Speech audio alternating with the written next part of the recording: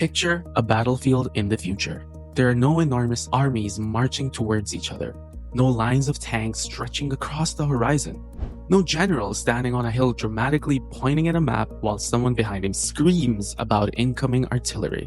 Instead, there are thousands of machines, drones flying overhead, robots moving across the ground, satellites watching from space, sensors scattered across the battlefield, artificial intelligence processing all of it, and somewhere far away, a human being is sitting in a room looking at a screen, watching the machines do the fighting. That sounds like science fiction. It also happens to be the direction military technology is moving. And the weird part is that the future battlefield probably won't look anything like the movies. There probably won't be an army of 6-foot-tall metal robots marching through a city, because that would be expensive. And apparently the military has discovered the revolutionary concept of budgeting. Instead, the future may look much less impressive. Small drones, cheap sensors, autonomous vehicles, software, lots and lots of software. And that's actually more interesting and more scary, because we're moving towards a battlefield where the most important weapon might not be a missile or a tank. It might be the computer deciding where everything should go. You see, for most of human history, warfare was basically a problem of physical force. Who had more soldiers? Who had better weapons? Who could move supplies faster? Who could take more territory? Technology came in and changed those equations. But now we're adding in another equation. We're adding in who can process information faster, because modern battlefields generate an absurd amount of information. For example, the drones are watching, the satellites are watching, the aircrafts are watching, there's ground sensors everywhere. There's soldiers carrying cameras that are watching. Everywhere you look, something is collecting information. And humans are terrible at dealing with enormous amounts of information. We have a very impressive brain. Unfortunately, we also have a loading screen. You can give a human 100 camera feeds, and a human will eventually become a very tired person staring at 100 screens. Give the same problem to a software, and suddenly you can process enormous amounts of information simultaneously. This is where artificial intelligence becomes interesting. Because AI doesn't necessarily have to control a weapon. It can simply help understand the battlefield, find something useful. For example, it recognizes a vehicle, tracks its movement. It compares new imagery with old imagery to identify patterns and prioritize information.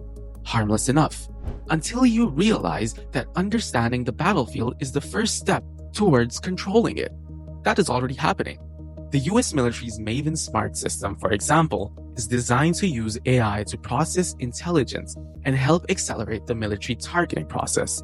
CSIS reported that during the opening phase of the 2026 Iran war, Maven Smart system helped support strikes against more than 1,000 targets. That is a very different kind of military computer. It's not simply calculating missile trajectories. It's helping humans understand what is happening across an enormous battlefield. And once you have software helping humans make decisions, the next question is obvious. Why stop there? Why not let the machine handle more of the process? That's where the drones come in. Ukraine has become one of the clearest examples of what this future can look like. Drones are everywhere.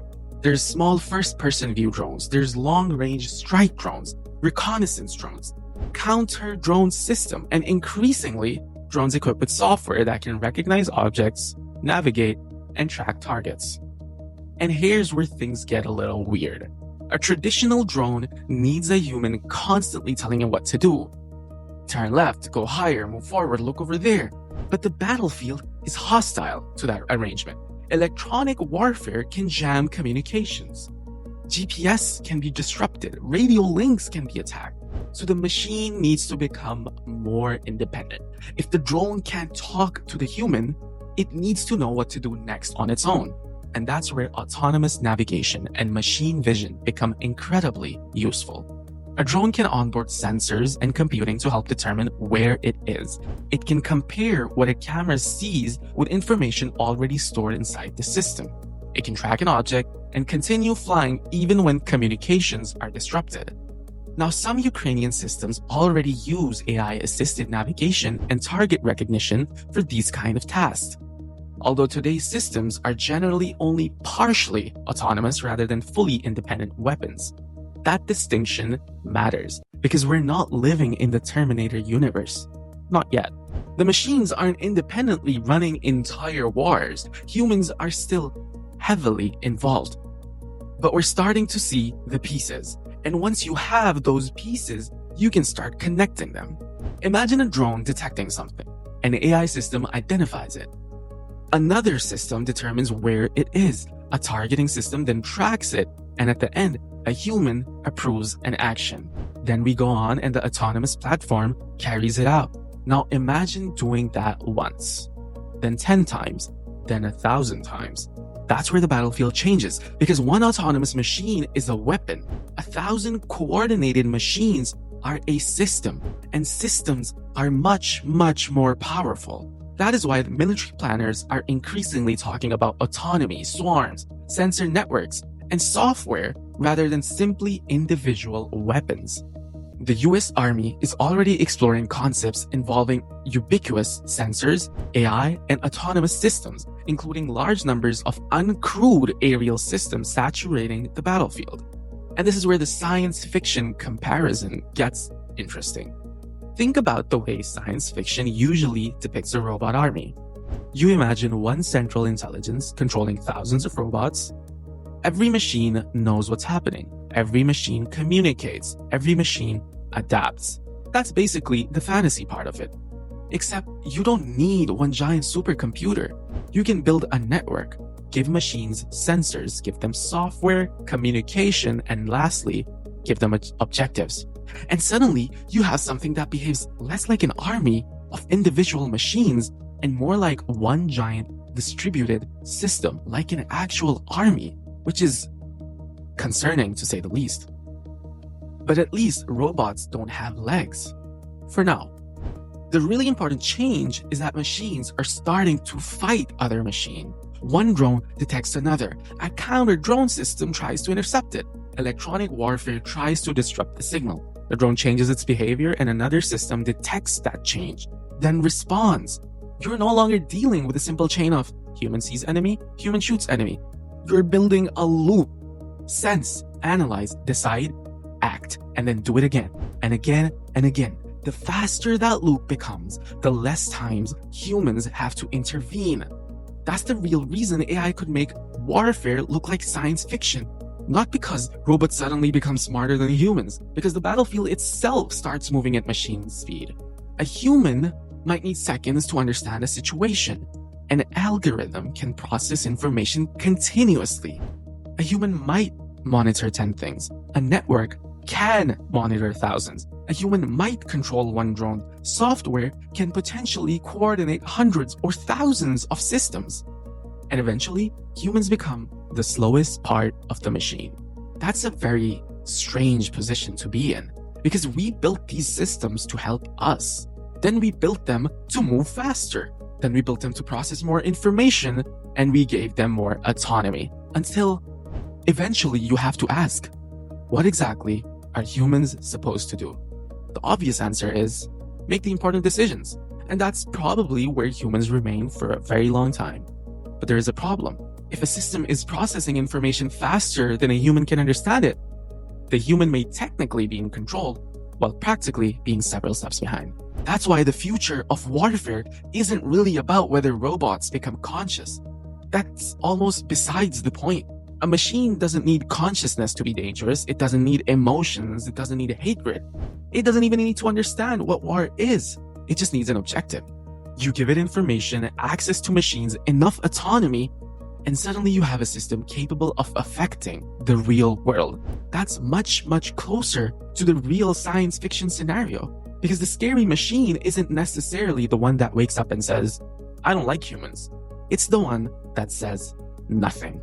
It simply follows the objective and does it extremely well, which is fantastic, until somebody gives it a terrible objective. Now imagine taking everything we've talked about and scaling it.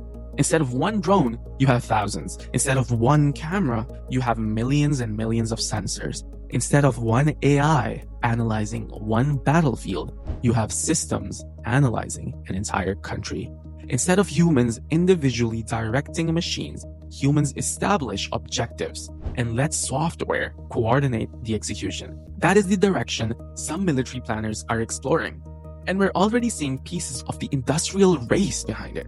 Russia created a dedicated unmanned system forces branch in 2026. France is expanding drone manufacturing and developing AI-powered counter-drone systems.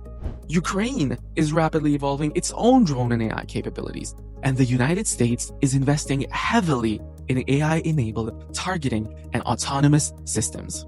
Different countries are approaching the problem differently, but the underlying idea is remarkably similar. More sensors, more machines, more software, more autonomy, and fewer situations where a human has to manually control every individual system. This doesn't mean the future battlefield will be completely autonomous, no. There are enormous technical, ethical, legal, and practical problems. AI can make mistakes, sensors can be fooled, targets can be misidentified, softwares can fail, and communication networks can break. War is probably the worst possible environment in which to discover that your machine learning model has developed a personality called creative interpretation. But the direction is clear.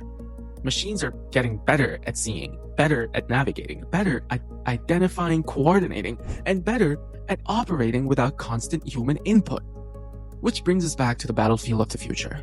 Imagine looking down from above. There are no giant robot armies, no Terminators, no armies of humanoid machines. Instead, there are thousands of tiny systems moving through the air. Some are watching, some are just communicating, some are just searching. There are some that are intercepting other machines, some that are carrying weapons. And behind all of them is software. Software that is deciding what matters. It is determining where machines should go. It is processing information faster than any human could. And somewhere behind all of that, behind that entire system, there are still people. That's important because this isn't a story about machines replacing humanity overnight. It's a story about delegation. One decision at a time, one task at a time, one machine at a time. We give software another responsibility, then another, and eventually the battlefield starts looking less like a collection of weapons and more like a giant computer with weapons attached to it. That's when warfare starts looking like science fiction, not because the machines suddenly become alive, no, but because the humans no longer have to be physically present for most of the things happening on the battlefield. And maybe that's what the beginning of a science fiction future actually looks like. Not a robot waking up, not an AI announcing that humanity has been deemed obsolete, just a machine getting another job, then another, until eventually you look around and realize the machines aren't assisting the army anymore. They are the army. And the humans, they're supervising the software. Hopefully. Because if there's one thing history has taught us, it's that giving humans powerful technology and telling them to use it responsibly has almost always gone extremely well.